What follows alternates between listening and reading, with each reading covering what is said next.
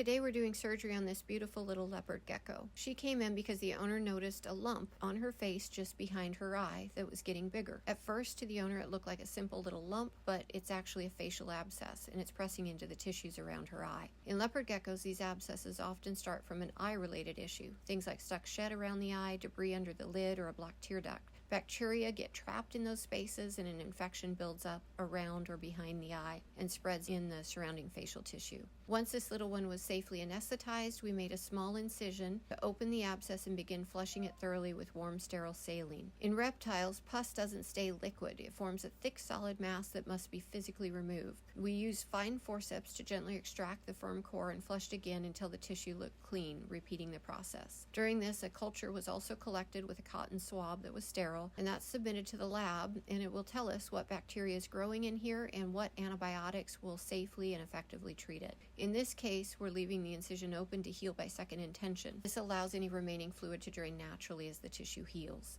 After surgery, she'll recover in a warm, clean environment with paper towel substrate to keep the wound clean. She will receive the antibiotics and anti-inflammatory medicines, but we'll adjust these based on the culture results. These abscesses often start small, a little retained shed, a bit of trapped debris, but because reptile pus hardens, they can't drain on their own. Surgically cleaning or debriding them is often the only way to resolve the infection. It is important to prevent these, but because reptile pus hardens, they can't drain on their own. Surgically cleaning or debriding them is often the only way to resolve the infection. It is important to prevent these by ensuring that your leopard gecko has adequate humidity levels and a vitamin A multivitamin supplement. They can't use beta carotene. It must be preformed vitamin A.